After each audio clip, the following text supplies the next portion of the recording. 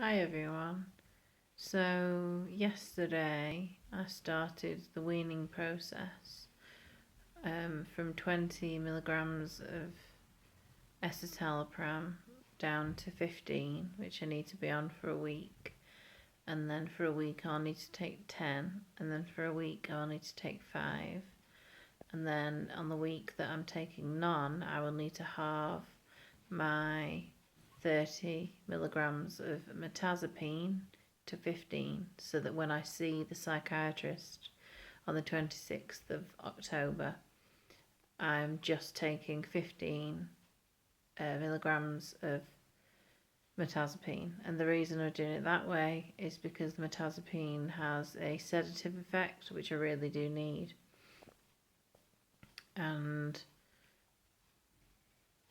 And he's aware of that, and he's also aware of the fact that though I'm taking 30 milligrams of diazepam a day, I'm taking it now purely to prevent withdrawal. It is intended, he said it will help me feel less crap during this weaning process from escitalopram. Yesterday I didn't feel any ill effects whatsoever. Today I woke at 9, took my tablets, the new dose. The dog's going to bark in a second, by the way, because there's people moving up and down outside. There's a drug dealer who brings his daughter upstairs to go and get drugs when he's a weirdo. Anyway, and I've completely forgotten what I was talking about now. I think I was on the subject of something. Oh yeah, you lose your memory when you take a lot of diazepam.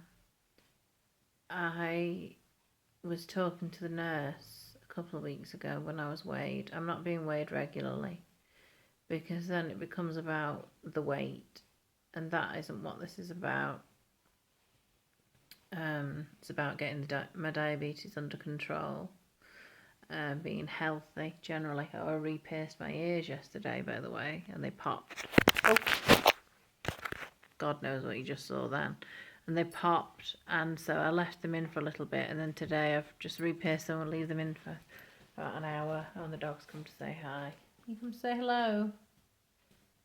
You come to say hello. And I really wish I could remember what my train of thought was when I was talking about... Oh, yeah, there you go. But today on the escitalopram, I got up at 9, took my new weaning dose, and took my morning diazepam, got back into bed with the intention of just sort of coming to and stuff, and slept till 1, which doesn't usually happen. I'm usually I don't know, especially because this last week I've managed to somehow get myself into some sort of pattern. When you're mentally ill, it's a case of you sort of know that whatever you're going through isn't going to last, but just to accept it while you can. So and that's rough and smooth. So at the moment, I'm accepting that I'm getting the smooth bit where I can be awake in the day, which is fantastic. I can see daylight, although I don't need as much as you non-gingers, because I think we need less vitamin D to be healthy than you normies. That's what we call you, normies. Anyway, I slept in, and I feel shit for doing it. Not because Mark makes me feel shit for doing it, because he never does. Oh, and it's our 5-year anniversary. Mark never makes me feel shit for doing it. I feel shit in myself for doing it. And it's tricky to know, I'm knowing that this is going to get worse before it gets better. I've got more weeks of the weaning before I can finally go on my new tablet, which is clomipramine, and I can only go on that if my ECG comes back okay, which I'm having on the 5th of October. I don't see why it shouldn't, come back okay. My blood pressure is fine. I have no family history of heart disease. I mean, my gran had a heart attack, but she wasn't very healthy at the time. I was born with, I think a valve is supposed to close within a certain number of days of you being born, and mine took a little bit longer. But other than that, I fully expect the ECG to come back fine.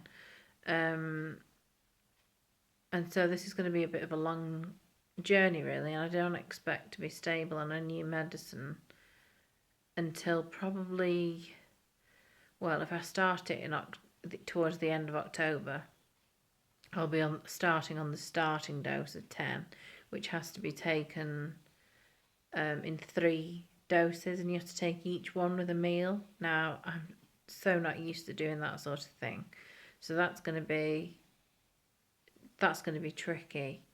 And I can go all the way up to, if I need it, 200. So I'm going to have to go in quite a lot to see the psychiatrist and to see the psychiatric nurse to get the dose right. And that sounds like, oh, well, that's easy, just do that. But when you're ill, there's going to be days when I'm going to not want to go, and Mark's going to have to fight with me, not physically, but, and I'll know it'll be the right thing afterwards, but at the time I won't know it's the right thing. And it seems bizarre almost. My glasses are reflecting and it's annoying me. It seems bizarre almost, me saying that to you with, the knowledge that that's going to happen, but I am powerless to prevent it. And I'll be honest, I'm really scared about going on a new tablet. I'm scared about weaning off this, because when I last came off it in November, I did it without doctor's authority. I did it cold turkey after just over nine years. And I was in agony for 6 weeks, but mentally euphoric, because I was free of medicine, which I had convinced myself was the devil. And I see now that in November, when I thought I needed to come off medicine, what I needed was more, or a different medicine. I'm glad that I haven't been put on a mood stabiliser. I was on one of those for 7 years, and it's what has caused hair loss. It is what has caused me to have polycystic ovaries, which throws up a whole other subject matter, which I've touched on somewhat, which is that when we want children, it's going to be difficult, because I'm going to have to not be on certain tablets, because, as some of you'll know, tablets for mental health issues cause many problems with embryos, fetuses, and then there's the whole post-pregnancy thing of, well, I want to breastfeed, but what if I get postnatal depression? I have to go on tablets again, and I can't breastfeed. And all that, I'm panicking about that already. I haven't even started on my new tablet yet. And though I'm panicking about that, and for all I know, the treatment they give me when we do decide when I'm stable enough to start trying to have a family. I mean, I'm not getting any younger, I'm 30. It's alright for Mark, he's 28. I don't know, everything just seems so far away. And the thing with anxiety, especially, is questions, unanswerable ones, and it becomes an anxiety disorder when you can't get the questions out of your mind. And that is something that I'm struggling with, and something that I know that weaning off escitalopram I know that I'm gonna get an increase in anxiety, which, considering the level it's at already, is scary. yeah, really the reason I wanted to make this video is because I want to be as open as I possibly can about what I'm going through in terms of mental health. We've decided between us, me and the psychiatrist, that it's likely that my diagnosis of bipolar disorder in 2006, just after my partner died, was erroneous, and it was neither their fault nor mine. A lot of what I was feeling, it slotted in perfectly, and I was more than happy to take the medication and just run with it. Go, oh, I've got my diagnosis. That explains everything. Bye.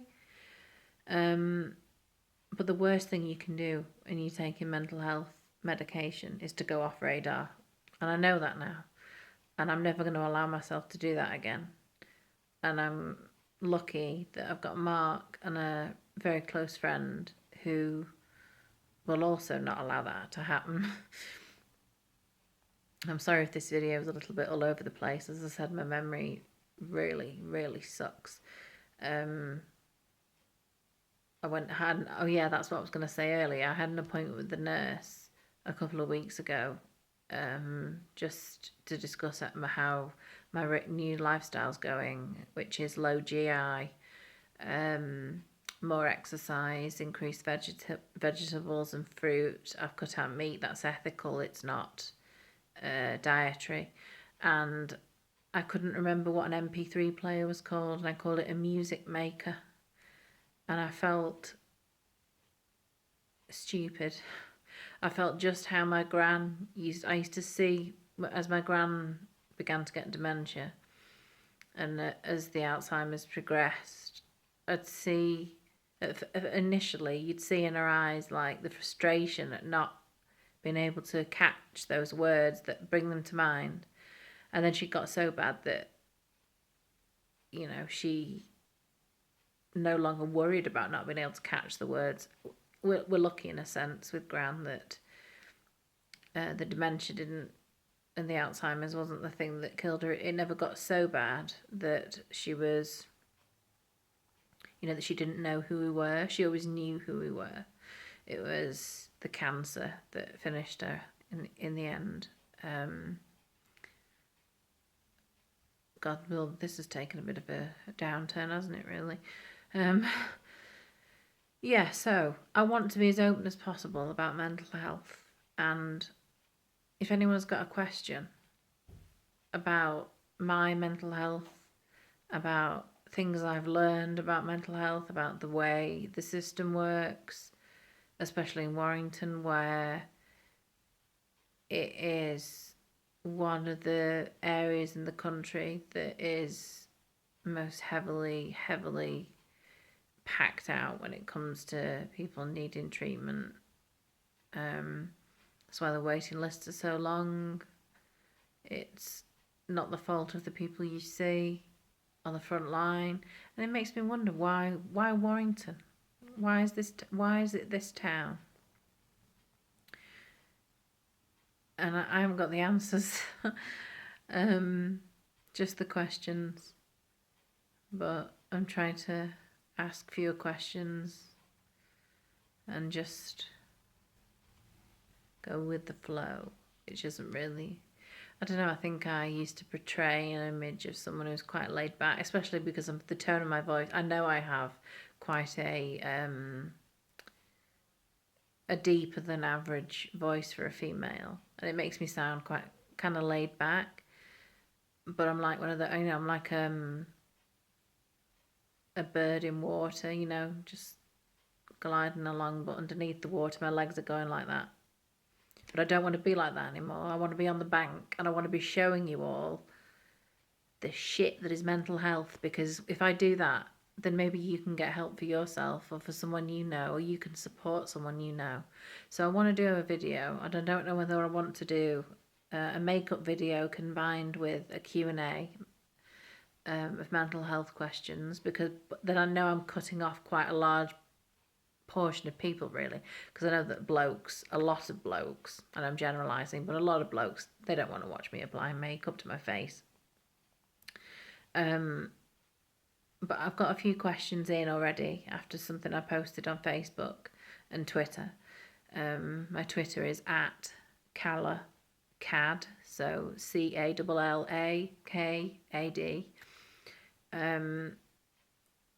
So if you have any questions, send them to me, and send them anonymously. I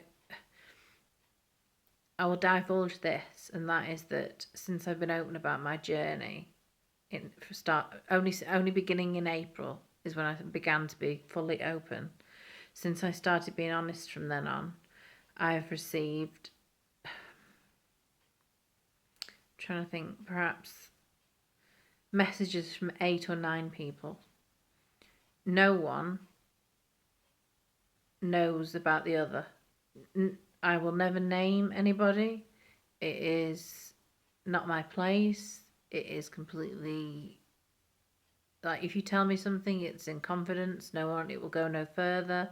If I answer your question, I will not say, such a body has put such a question to me. It will just be a list of questions. I'll answer them, discuss them. And that, I will only do that if you feel like I'm the sort of person who you can engage with, the sort of person who you can relate to, or I don't know, feel comfortable listening to. If you feel my opinion is valid, even. So yeah, I suppose that's the point of the video, to tell you I feel a bit shit today, and I tried to cheer myself up by doing my makeup, and I did. I've done a bloody good job of it. I tried to, my hair's like sort of half curly, half wavy, so I thought, oh, I know, I'll put some curly mousse in and use the diffuser, and I've ended up with completely straight hair. I have no idea that happened.